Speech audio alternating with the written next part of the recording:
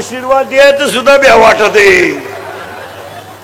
उलटी आता पोरगी लग्न झालं ना आई बापाला असा हात करते, सगळे हप्ते पेड करा, कर्ज नील करा, तर दुसरा हप्ता घेऊन येते. आता काय नाही, आता झाकली 1.25 लाखाची. आता घरचे सण करतात, आई बापाला नाही काही वाटत नाही त्याचं. पुरीला तर लाजच नाही, त्यांना काही वाटतही नाही त्याचं. पुरीलाही काय वाटत नाही. एक पोरगी तर मला डायरेक्ट म्हणली, इंदुरीकर पुरी ना बोलतो, त्याला काय प्रेम कळत आहे. तर काय बोलायचंय पोरीच्या पुढं, म्हणजे मला प्रेम कळत नाही.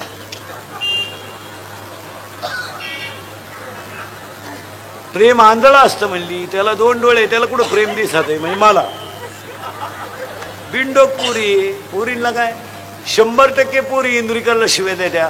बाबा इंदुरीकर केसांवरून आम्हाला लय बोलतो, कपड्यावरून बोलतो. पुरीनं मी बोलतो म्हणजे मी एका मुलीचा बाप आहे, मुलगी मला आहे. बापाला काय तळतळ असते तुम्हाला भाषण करून कळते का?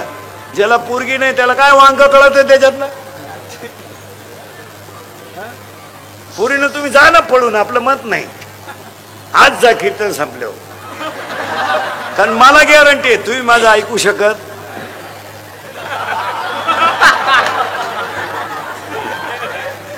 नाही, कारण तुम्ही जी झक मारायची ती, कारण मी किती बोललं तरी तुम्हाला त्याची लाज.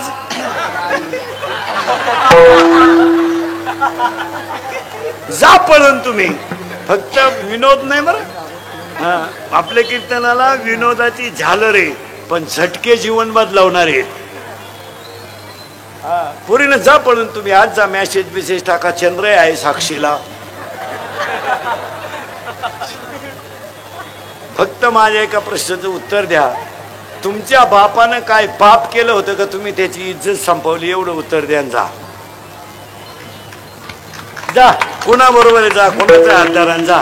फक्त मला त्या ईश्वरासारख्या बापाची चूक सांगा का त्याला आयुष्यभर बिचाऱ्याने कष्ट करून तुम्हाला मोठं केलं, त्याला पाहुण्यात किंमत राहिली नाही, त्याला गावात किंमत राहिली नाही, का त्याला घरातून बाहेर पाडायला नाक राहिलं नाही. त्याची चूक सांगा आणि उत्तर द्या. त्यानं बनेन मळालं तर पलटी करून घातलं, ही त्याची शिक्षा का? त्यानं बायकोच्या गळ्यातले दागिने मोडून तुम्हाला मोठं केलं, ही त्याला शिक्षा का? ही शिक्षा का त्याला?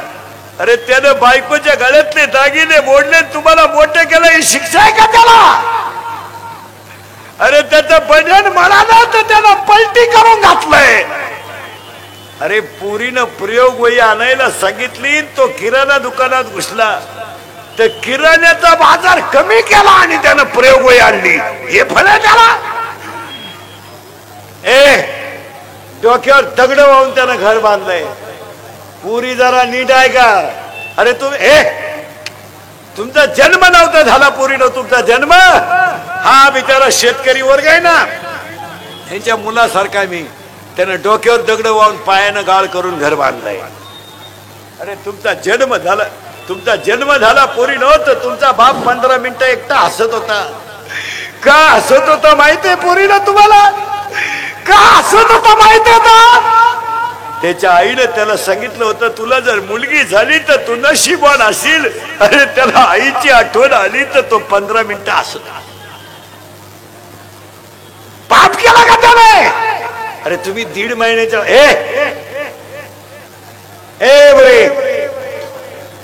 तुम्ही 1.5 महिन्याच्या होत्या पोरीनो, 1.5 महिन्याच्या. असे इतक्या होत्या, इतक्या. तुमची आई तुम्हाला आंघोळ घालायची ना, कशी घालायची माहिती का? पाय पसरायची आणि पालथ झोपायची, तोंड खाली करायची, पाठ वर करायची आणि 2 बादल्यात पाणी घ्यायची, एक थंड एक गरम. पोरगी रडली तर गार आणि हसली तर गरम. एक आई.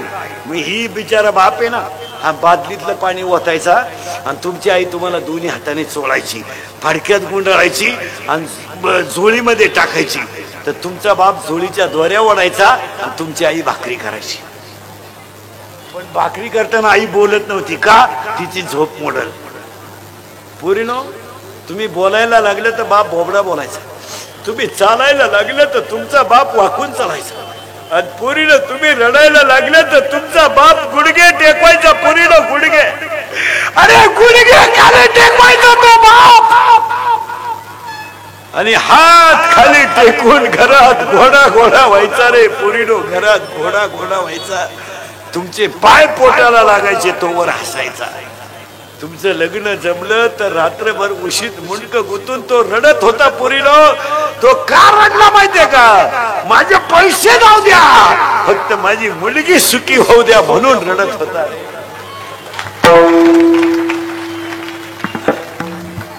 वाईट पोरीनं भाऊबंद असले, पैसे नाहीत, रात्रभर उशीमध्ये मुंडक गुतून रडला. त्याला आधार देणाऱ्या त्या बायकोनं त्याच्या खांद्यावर हात ठेवला आणि म्हणली डोळ्याचं पाणी पुसा, मी गळा मोकळा करील पण लग्न करील. तो काय म्हणला माहितीये का? अगं माझ्याच्यानं तुला परत गळ्यातलं होणार नाही ग, आपण 5 गुंठे जमीन विकू पण पुरीचं लगीन टोले जंग केलं रे. पोरीनो तुम्ही आज पळून जा, कीर्तन संपल्यावर आता जा. आता घरी गेल्या गेल्या बापाला सांगा, जा पळून पोरीनो. तुम्ही फक्त तुमच्या बापाला सांगा गेल्यावर का मी माझं त्या मुलावर प्रेम आहे, आम्ही 9वी पासून झक मारतोय, माझ्या मोबाईलला बॅलन्स तो टाकतोय. एक वाक्य सांगू पोरीनो, 5 लाख रुपये बाप तुमचा घालवील पण तुमचं लग्न करील, पण पाया पडतो पोरीनो त्याची इज्जत वाचवा, त्याची इज्जत वाचवा. पाया पडतो तुमचे, करा ना प्रेम. तुम्ही कोण नको म्हणलं, जा पळून. तुम्ही फक्त त्याला स्पष्ट सांगून टाका का मी त्याच्याशिवाय जगू शकत नाही, आम्ही 9वी पासून झक मारतोय, फक्त त्याला फाटक्या कपड्यात गल्लीनं वर मान काढून चालू द्या. यावर तुमचं मत काय? त्याच्यावर कर्ज होऊ द्या, कर्जाला बिर्जाला तो घाबरत नाही. नाही तो कशालाच घाबरत नाही पोरीनो, तो फक्त इज्जतीला घाबरतो. जरा भान ठेवा. सांगा महिला मंडळी, याच्यातलं कोणतं वाक्य विनोद आहे? नाही. स्वर्गात गेल्यावर काय होतं याची देव इच्छा करतात. हा देह कसा आहे? हाळ वाईट आहे. कीर्तनात बसलेल्या 50 बाया अशा निघतील, आता माया पुढे बसेल का तुम्ही तुमच्या सख्या भावाशी बोलत नाहीत अशा 50 आहेत कीर्तनात. आत्ता लबाड बोलू नका, लक्ष्मी यायची वेळ आहे. मला नाव सांगायला लावू नका, मी नाव सगळं सांगल, लबाड बोलायचं नाही. अरे रक्ताचे नाथेला तुम्हाला पैशाच्या गमेंडीत तुम्ही शिल्लक ठेवले नाही. रक्ताचे नाते, अरे भाऊ गरीब आहे असू द्या ना, त्याचं बनियन मळालंय म्हणू द्या, शर्ट फाटलाय फाटू द्या, पण नाते रक्ताचे तोडू नका हे ध्यानात ठेवा. बाया माणसांनी लग्नामध्ये भाच्याच्या माग उभा राहणारा मामा सुद्धा बदलावलाय. आता सक्का मामा वारला, आता एक नवीन अवलादीचा मामा तयार झालाय आपल्याकडे. आता गुरु मामा. ही पुढून अवलाद पैदा झाली काय ना, ही गुरु मामाची. असा भोंगळा करून हल्ला पाहिजे गुरु मामा, लॉन्स मध्ये चेटी काढून हल्ला पाहिजे. नालाय कुठं सापडला का दरिद्री तुला? अरे विनोद नाही हा. आणि पुरुष मंडळीला पाया पडून सांगतो, कोणाशी दुश्मनी करा, भावाशी दुश्मनी करू नका. नाही हे मित्र फक्त तुम्ही पाजितो म्हणून तुमच्या मागे हिंडा, त्या पाजायचं बंद करा. हे तुमच्या मौतीला येणार नाही. माझं माझ्या भावाचं जमत नाही, तुमचं तुमच्या भावाचं जमत नाही, हा व्यवहार आहे, नाथ नाही. जमत नाही आपलं, त्याच्या घरात जाऊ नका, त्याचं तोंड पाहू नका, पण तुमच्या प्रसंग आल्यावर भाऊ आहे हे विसरू नका, विसरू नका. अरे नाही बोलत तो, नका बोलू, नका त्याच्या घरात जाऊ, नका जाऊ, नका जेऊ त्याच्या घरात, नका जेऊ. पण उद्या तुमचं ऍक्सिडेंट झाला, हॉस्पिटलमध्ये ऍडमिट केलं तर भेटायला येणारे केळं सफरचंद घेऊन येतील, पण 500 रुपयाची नोट घेऊन भावाकडे पाहणारा फक्त भाऊच आहे. अरे 500 रुपयाची नोट घेऊन उभा राहतो आणि पोराला म्हणतो इकडे ये, इकडे ये. त्याच्या पोराला नाही, आपल्या पोराला, इकडे ये, हे 500 राहू दे आणि लागले तर तुझ्या चुलतीकून अजून घे, पण बिल ठेवू. भाऊ येतो. आज भावाचे आणि बहिणीचे नाते तुटून गेले. काय जीवनामध्ये करता? महिला मंडळ तरुणपणातलं विधवापन नाही महाराज. अरे सक्का भाऊ आपला नाही, तुम्ही जगाचं काय घेऊन बसले? कितीतरी लोक असे आहेत महाराज, एखाद्या स्त्रीचा पती तरुणपणा जर मेला, मिलिटरीत आणि त्याच्या जर 10व्याला नदीवर भाषणं झाली आणि त्या बाईला जर गरिबांनी मदत केली त्या मुलांच्या शिक्षणाला, तर भाऊबंद त्या पैसे तिला न देणारे भाऊबंद आहेत. 3 लाख जमा झाले तर 1 लाख देणारे माणसं आहेत. त्या बिचारीचं जगणं म्हणजे सोपं नका समजू तुम्ही. काही गोष्टी बोलायच्या नसतात, हो, आणि बोलण्यासारख्या नसतात. विधवा पण जगणं म्हणजे एवढं सोपं नाहीये. तो काळ गेला, भाऊभाऊयांच्या हाताखाली दिवस काढायचा, तो काळ वेगळा होता. अरे 10 वर्षापूर्वी मुलीचं लग्न झालं ना, तर पोरीची आई पोरीला सांगत होती, इकडे पोटभर खायचं आणि रात्रंदिवस काम करायचं, तक्रार आली तर तू येईन मी ये. का सांगत होती ती आई? अरे त्या आईचं लुगडं फाटेलं होतं, तिच्या हाताला बांगडी नव्हती, पण विचार पुढचे होते. तिला माहित होतं माझं शरीर जर थकलं तर मलाच भाकर मिळणार नाही, तर माझ्या मुलीच्या आयुष्याचा कोण विचार करेल. आज या 10 वर्षापासून पुरीची आई डायरेक्ट पुरीला सांगते, एखादा महिना बघ, सगळ्यांचा अंदाज घे, नाही तर पाहुणा इकडे घेऊन ये. बस 95% पुरींच्या संसाराचं वाटोळं त्यांच्या आयांनी केलं, ध्यानात ठेवा. इतक्या खोडीच्या त्या फक्त दिसत्यात अशा.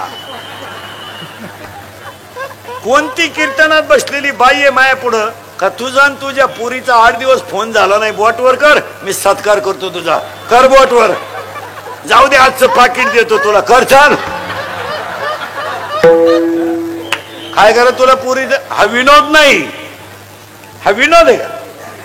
काय करा तुला मुलीच्या संसारात? काय गरज आहे? तू काय बोलत असती पुरीशी रोज? काय कालवण केलं? बोंबील भाजली खाती? दरिद्री नाही तर काय कालवण केलं? जेवली कान झोपली कान. किती बकरं झाली की तुझ्या शेळीला? 3. बया एक पुढं पिन, तुला काय करायचं? जर आजपासून पुरीच्या घरी डोकं लावलं, तू कशावर लिहून घे, यंदाची दिवाळी खात नाही तू, घे कशावर लिहून. हा विनोद नाहीये महाराज. अरे स्वतःच्या मुलीच्या पायाला चपला घालायला दाशा होत्या, त्याची मुलगी वनवासाला निघली तरी जनक बोलला नाही. जनक शब्द सुद्धा बोलला नाही. पोरगी वनवासाला निघली वलकली नेसून. अरे आताचा जनक असता तर रामाचं कान फाड फोडून टाकलं असतं. बावळा तू वनवासाला चालला का? घटस्फोट घे, मायापुरीला 2-4 राम, एकत्र राम काय घेऊन बसलो. पण जनक राजा शब्द सुद्धा का बोलला नाही माहितीये का? ऐका जाणकार पोथ हे ऐकणाऱ्यांच्या ध्यानात येईल. राजा जनकाला माहित होतं माझ्या मुलीच्या कपाळावर जे सटवीनं लिहिलंय ते मलाच काय माझ्या बापाला चुकवता येणार नाही, तिला भोगू द्या. तिनं जर भोगलं पुढे जर अमर झाली तर काय होईल? झालीच. इतिहासात अमर झाली त्याची पोरगी. कारण पूर्वींचं लग्न पूर्वी बाप जमीत होता. आता बापाला व्हॉट्सअपला माहीत झालं पुरीचं लगीन, ती आहे गुड्डी गेली काय. आणि मग पुरीने मूर्खपणानं वागायचं आणि पोरांना बरबाद करायचं. आता सध्या पेपरला बातम्या पेपरला आणि टीव्हीला बातम्या पाहिजे. अल्पवयीन मुलीला पळवले. जरा वाचणारे ध्यानात ठेवा. याला तुम्ही कोणाला दोष देता? मुलाला. तुम्ही सगळी शिक्षा कोणाला करता? मुलाला. पुरीचा दोषच नाही का? तिला समजत नाही का शिमडीला काही? कान फाड फोडलं पाहिजे, तिला कळत नाही. 15 वर्षाची टुणगी म्हणजे बारीक आहे का? बारीक नाही. त्यानं मोबाईल दिलेला तुला गोड लागला, त्यानं रिचार्ज मारलेलं तुला गोड लागलं, त्याच्या गाडीवर तोंड बांधून हिंडाय गोड लागलं, त्यानं दिलेले पैसे गोड लागले, आता भुकती थाड पाडून टाकले पाहिजे. समजत नाही का पोरीला? हा विनोद आहे काय? विनोद नाही. 15 दिवस त्याच्या गाडीवर तोंड बांधून हिंडली तेव्हा नाही वाटलं तुला काय? 10,000चा तुझ्याकडे मोबाईल आहे, तुझ्या पर्स मध्ये 2-3 हजार रुपये आहे, तुझ्या मोबाईल मध्ये हजार रुपये बॅलन्स आहे, मी कुठून आणती तू? शाळा बुडून त्याच्या गाडी ओढ्याला हिंड तिथून बरं भुकती. हा विनोद आहे का? अरे पुरीची छेड काढणाऱ्या पोराच्या जर पुरीनं कानपट्टी ठेवून दिली तर तो पोऱ्या कावळा शिवेपर्यंत तिच्या नादी लागायचा नाही.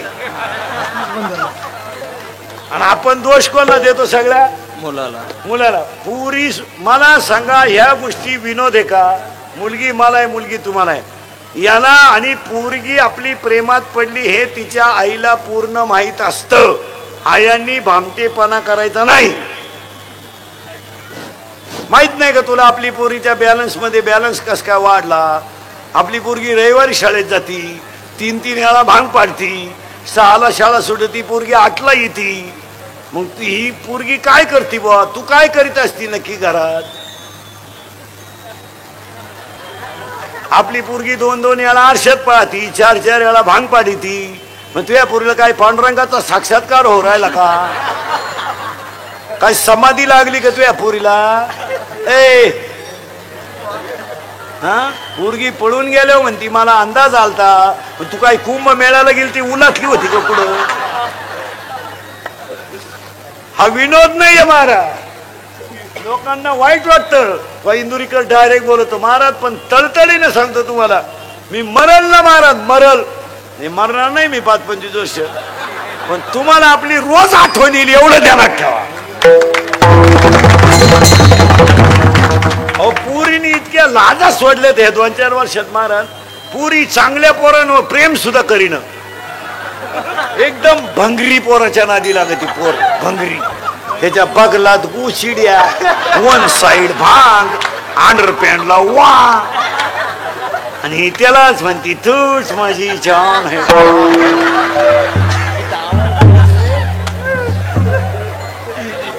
हा विनोद नाही हो. नवरदेवा संघ कलवरी आली ना आचार्य संघ गेली, अक्कल बंद झाली लोकांची. तो आचार्य आलता जागरण गोंधळाला, त्याच्या हात लंगर तुटला. काय सांगा? हा विनोद आहे. फटकून काढलं पाहिजे. पोरगी आठवड्यातून एकदा हल्ली पाहिजे.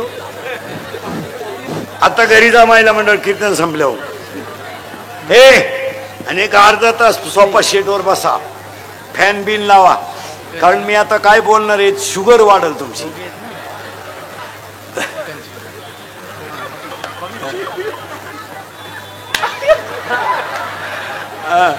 जरा शुगर वाढल तुमची.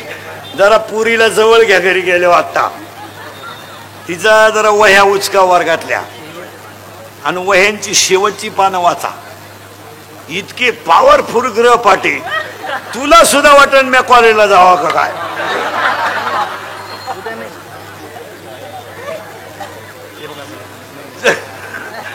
मुलीचा बॅलन्स मुलीचा मोबाईल पहा, 3-3 सिम आहे त्याच्यात.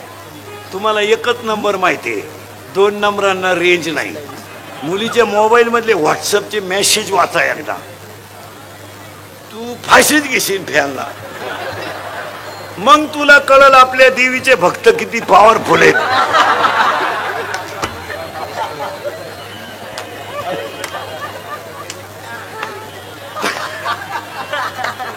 आणि मुलीच्या मोबाईल मधला बॅलन्स उचका.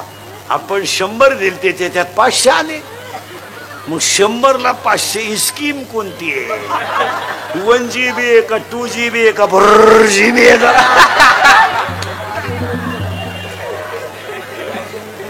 हा विनोद नाही महाराज. हा विनोद. महिला म्हणलं जाऊ दे, आता मी तुमच्या मुलासारखा. मुलगी मला आहे ना, मुलगी मला आहे, मुलगी तुम्हाला. मी तळतळीनं का बोलतो महाराज? मुलीचा बाप भीक मागणं सहन करू शकतो, पण मुलीनं घालवलेली इज्जत सहन करू शकत नाही.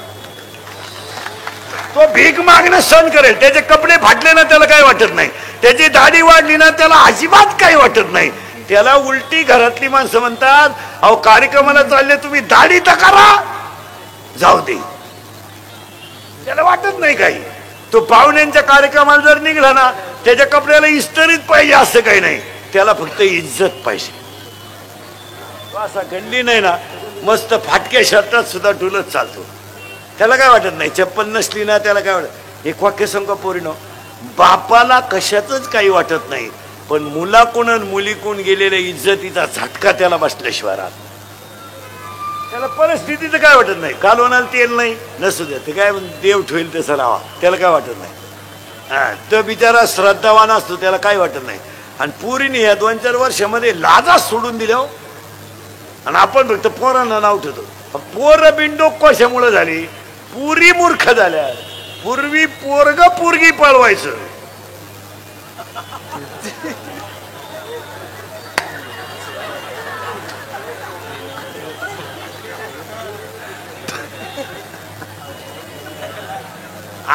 हा विनोद नाही.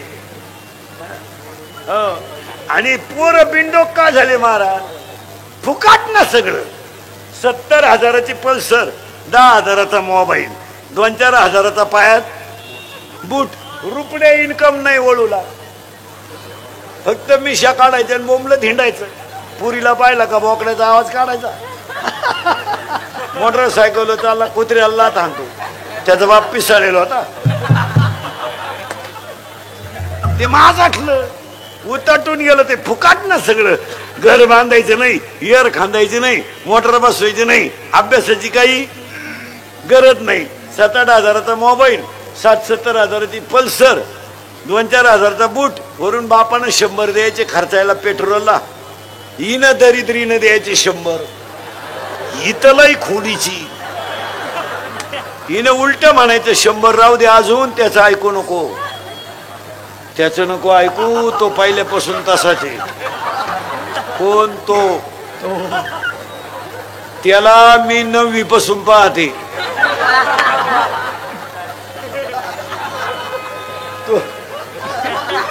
तो जसा आहे मग यांना फुकाट मिळालं ना सगळं. मग आता हे पोरं काल हरिपाठ करतील माझातले ते. मग आता त्यांनी या 2 वर्षात वाढदिवस साजरी करायची पद्धत आणली. वाढदिवस घरी नाही करते हे, यांना बाप नाही ना. मग धाब्याच्या पुढं वाढदिवस करायचा, केक ठेवायचा मधी, त्याच्यावर सामुदायिक लघवी करायची सगळ्यांनी, एकत्र मुतायचं त्या केकवर. मग तो मुतन केक एकत्र करायचा आणि एकमेकाच्या तोंडात घालायचा, हॅपी बर्थडे टू यू. आणि मग एकमेकाला बापाच्या नावानं हाका मारायचा, ए दत्त्या, ए भिक्या. खरंय का खोटंय? उतटून गेले ते.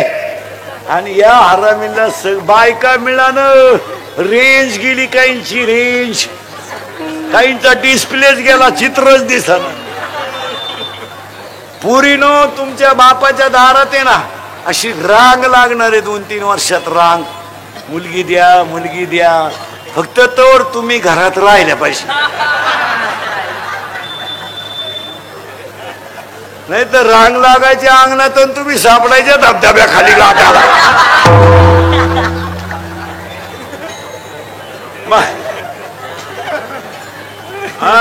मी तळ माझं कीर्तन ऐकल्यावर सुधरत नाही 2-4 दिवस माणसाला. काही एकटाच हसतो घरी गेलो. आणि सर्टिफिकेट देणार मी कीर्तनात बसलेल्या कोणत्याही माणसाला मी सर्टिफिकेट देणार. त्याला 6 महिने अटॅक आणि बीपी येत नाही. नाही, एकटा हसत होतो. आणि जी माणसं मोठ्यानं हसतात ती सज्जन असतात, आणि जी गालात हसतात प्युअर मुख्या माझाची असतात.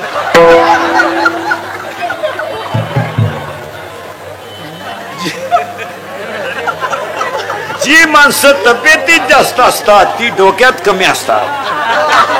म्हणजे ज्या भुईमुगाला पाला जास्त असतो त्याला शेंगा कमी असतात. जी माणसं मोठ्यानं बोलतात ती निर्मळ असतात, आणि जी हळूच बोलतात लफडेबाज असतात.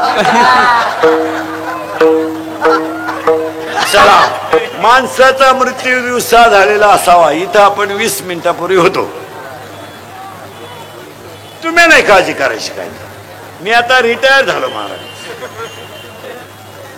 मग मला तुम्ही शंका विचारली होती, जे मधीच मरतात त्यांचं काय, हा मुद्दा आपला चालला होता. माझं वाक्य तुम्हाला असं होतं, ज्याच्या कपाळावर जेवढं लिहिलंय तेवढंच त्याला आयुष्य मिळेल. यावर आपलं मत काय? हा म्हणजे हा ऍक्सिडेंट मध्ये मेला, तरुणपणात मेला, ही कारण फक्त निमित्तच आहे. विधी लिखित तेवढंच होत. आता एक उपकार मानायचे आपण, तुम्ही आणि मी रात्रंदिवस शेतात फिरणारी माणसं आहेत. शेतात साप नाही का? आहे. नाग नाही का? आहे. पण आपल्याला आतापर्यंत दौड झाला नाही, ही देवाची पुण्य आहे. एक बारीक अभ्यास करा, म्हणजे आपल्या शेतात सापही आहेत, विंचू आहेत आणि प्राणी आहेत, पण आपल्याला अजून स्पर्श केला नाही, ही देवाची पुण्य आहे का आपल्याला देवाची कृपा का त्याने आपल्याला आतापर्यंत तो धक्का लागू दिला. तुम्ही आणि मी रात्रंदिवस प्रवास करणारी माणसं आहेत, पण देवाने आपले सगळे अवयव अजून अपघातात एकही घालवला नाही, ही देवाची पुण्याई आहे का आपली पुण्याई नाही, देवाची कृपा आहे. यावर तुमचं मत काय? तुम्हाला मला जिवंत ठेवलं. हो, किती संकटातून गेलो आपण, किती संकटातून गेलो. भूकंपातून वाचलो, गॅस्ट्रोतून वाचलो, स्वाईन फ्लूतून वाचलो, चिकनगुनियातून वाचलो. म्हणजे आपल्याला देवाची कृपा आहे का नाही? आपण वाचलो ही कृपा आहे का नाही? आता जे गेले त्यांचं लिखित होतं तेवढं. ये तो प्रारब्ध आधीन,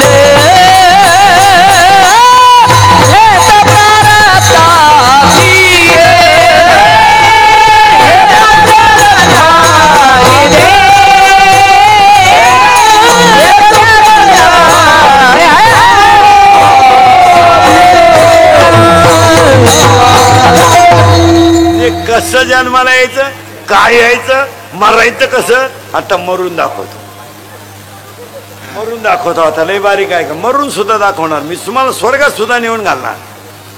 श्राद्ध म्हणजे श्राद्ध, याची ताकद कमी झाली, याची ताकद कमी झाली, याची ताकद कमी झाली, म्हणजे दिसायला कमी झालं, ऐकायला कमी झालं, गुडघे गेले, शरीर जवळजवळ थकलं आणि म्हातारं खाटावर पडलं. नुसतं एका कोपऱ्यात पाहतं म्हातारं.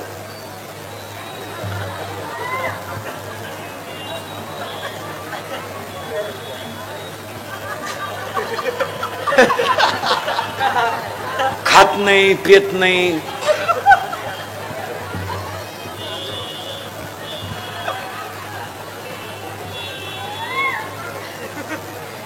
पाहुणे म्हणले चहा,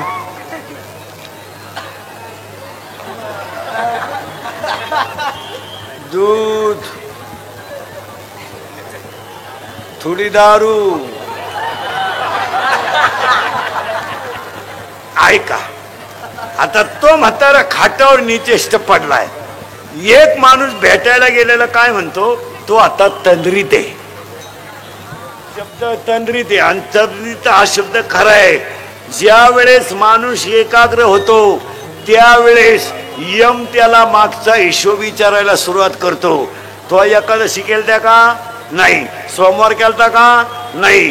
तू तर नालायक वागला. पण त्यानं सांगितलं मी 2 तास एकदा इंदुरीकरच्या कीर्तनाला गेलतो. मग यम म्हणला थांब, ते 2 तास मला तुला शिक्षेतून वजा करावा लागतील. तुम्हाला माहिती म्हणून सांगतो, दिंडीत गेलेला काळ, वारीत गेलेला काळ आणि भजनात गेलेला काळ यमाच्या बापाला सुद्धा वजा करावा लागतो. तुम्ही जर 22 दिवस माऊली सोहळ्यात पायी चालले आणि जर कदाचित तुमचा मृत्यू झाला तर यमाला ते 22 दिवस तुमच्या शिक्षेतून वजा करावं लागतात. यानं नामचिंतन केलंय, हा संतांच्या संगतीत होता. अरे यानं नाही भजन केलं, पण याच्या कानाव का होईना भजन. पाया पडून सांगतो, परमार्थामध्ये घातलेला वेळ कधीही बोगत जात नाही. एखाद्या ठिकाणी हरिपाठ चालू आहे, आपल्याला ऐकू वाटला, आपल्याला उभे राहिलो 15-20 मिनिटं, येत नाही आपल्याला हरिपाठ, पण आपल्या कानाला गोड लागला, ऐकत राहा, ते 20 मिनिटं वजा होती. आणि मग त्याला यम न्यायला यायच्या अगोदर ते पडेल राहतं, आणि पडेल राहिलं का भेटणाऱ्यांची गर्दी सुरू होती. मग ह्या लई तज्ञ, त्याच्यातल्या या सगळ्यातल्याच तज्ञ आहेत. मग एक बाई त्याच्या पायाला हात लावती, पाय गार पडले. दुसरी शेंडा पाहती, वाकडा झाला, आता जवळजवळ मिटलं.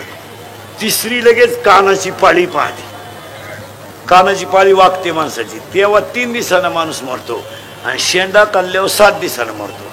असा नियम आहे. रोज उठून आपलं नाक पाजा आहे का? या आठवड्यात आहे आपलं. हो, नाकाचा शेंडा काढला की 7 दिवस मोजावेत, कानाची पाळी कळली का 3 दिवस मोजावेत. आणि पडलेलं शरीर पुरी झालं आणि मग त्या म्हाताऱ्याला जे आवडत त्याची वासना तयार होते. मग काही काही म्हातारी माळ ठेवतात आयुष्यभर आणि मरायच्या टायमाला घरच्यांना असं करत्या. घरच्यांना वाटलं सफरचंद 3 किलो आणून दिली, अंड अंड. मग एक जण म्हणतो नका देऊ, तो मालकरी आहे. दुसरं म्हणतो गण टिकावली देऊन टाका. तिसरं म्हणतो मग काय वासनाट होतं का, म्हातारा कोंबडा होईल.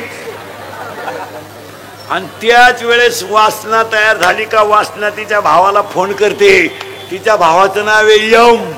यम राजदूतला राखेल टाकूनच येतो. ठाय ठाय ठाय ठाय ठाय ठाय. यम आला का याचा श्वासवास झाला बंद. लगेच जवळची माणसं नागपुरीत कापूस घालत्या. मेला माणूस पाहता का मॅग, मेला. आता मेल्यानंतर खाली शिल्लक का राहिलं? प्रेत. चैतन्य निघून गेलं. नागपुडीत हातली घाण बाहेर पडू नये म्हणून नागपुडीत घातलं कापूस. प्रेत पडलं, माणसं रडायला लागली. का रडले? माया. प्रेताजवळ माणसं का रडली त्यांना माहित आहे, गेलेला परत येणार नाही तरी रडले. का? माया. आणि ते शिल्लक राहिलं ते प्रेत, त्याला तुम्ही सुतळी बांधणार आणि जाळून टाकणार, माणूस मेला. आता स्वर्गात गेल्यावर काय होतं हे मी तुम्हाला सांगितलं असतं, पण अजून मी गेलो नाही.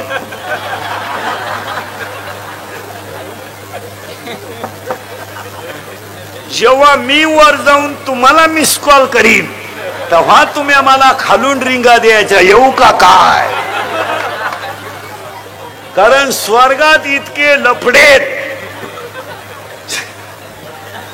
स्वर्गातले लफडे सांगतो ना, 1 2 3 फक्त. इंद्र पडली बघा, चंद्र झाला काळा, नारद चुकला चाळा. आता सगळ्या माळकऱ्यांना एक प्रश्न विचारणार आहे मी. आता 2 मिनिटं वेळ देणार आहे सगळ्या माळकऱ्यांना. प्रेत पडलंय, त्याच्यातलं चैतन्य गेलंय. मायेमुळं माणसं त्याच्याजवळ रडतात. रडणं साहजिकच आहे महाराज. माणसं म्हणतात का रडायचं? माया उत्पन्न होतेच. अभिमन्यू मेला तेव्हा सुद्धा अर्जुन रडला. काही बरं हे काय रडल्याने उलट दुःख हलकं होतं, मोकळं होतं माणूस. रडलं पाहिजे. पूर्वी नवऱ्याच्या घरी पोरगी जाताना 1.5 तास रडायचा कार्यक्रम चालायचा लग्नात. आता नाही, आता पोरगी रडत नाही. आता सनाट फुलाच्या गाडी कधी पोर. ते जुनं व्हायला राहतं सगळं. आता 10 लग्न जर असले तर 7 लग्न जुने आहेत